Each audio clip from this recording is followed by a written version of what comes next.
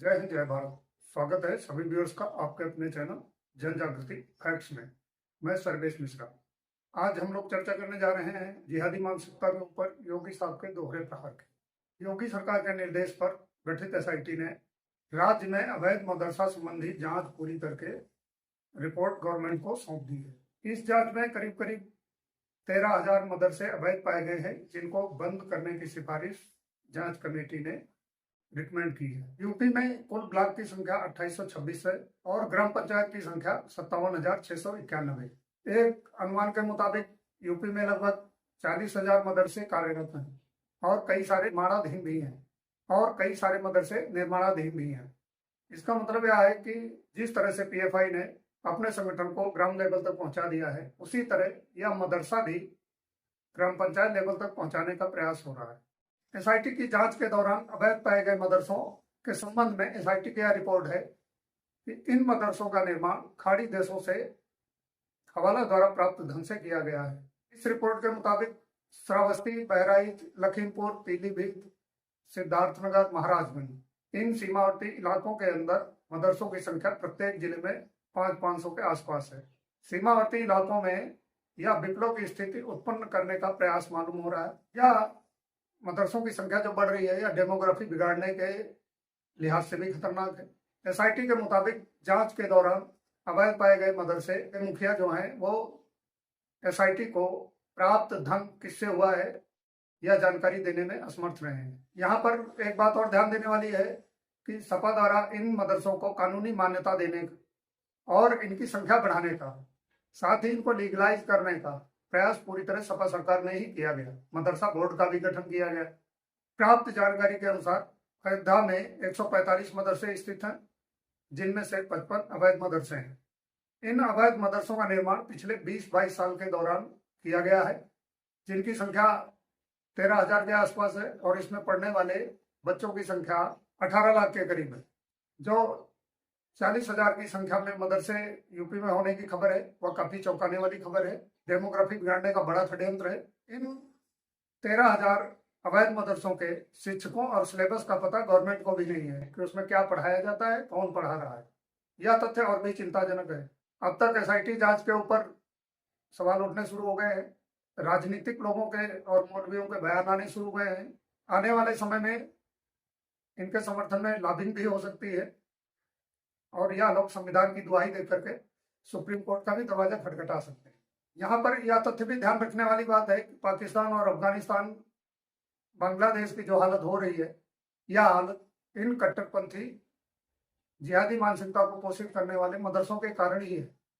यह सभी के सभी पाकिस्तान दिवालिया होने के कगार पर है। अफगानिस्तान का हाल सभी को पता ही है। बांग्लादेश की भी हालत कम बदतर नहीं है। एसआईटी के मुताबिक सीमावर्ती 80 मदरसों में 100 करोड़ का धन हवाला के जरिए प्राप्त किया गया है। इससे पहले 8 जुलाई 2023 को यूपी गाजियाबाद में पुलिस ने 3 लोगों को गिरफ्तार किया था, जिनमें से 2 युवक पहले हिंदू थे, बाद में मुस्लिम बन गए। इन 3 लोगों ने 7 युवतियों का धर्मांतरण करवाया था।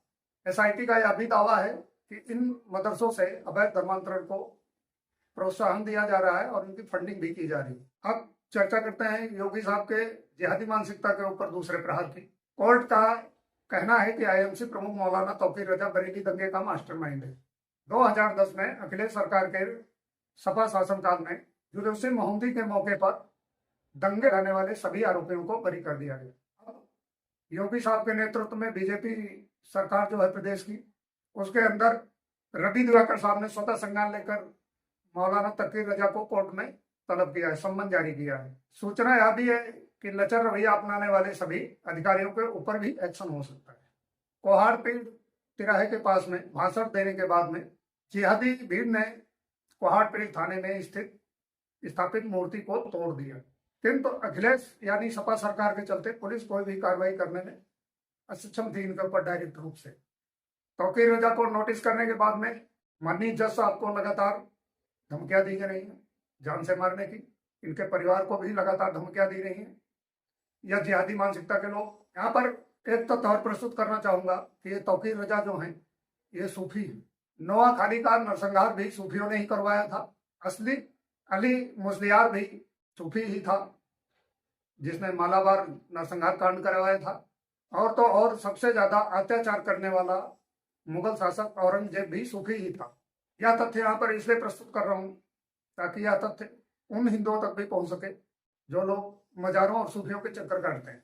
मुरादाबाद दंगों की सार्वजनिक रिपोर्ट से पता चलता है कि जब एक मुस्लिम ग्रुप दूसरे को नीचा दिखाना चाहता है तो वह दंगे रचने की साजिश और दंगे करने की साजिश करता है। प्राप्त सूचना के अनुसार तौकीर रजा के खिलाफ 14-15 के करीब FIR है। उनमें से एक 2010 में बरेली में हुए दंगों के मामले में तौकीर रजा को कोर्ट ने तलब किया है।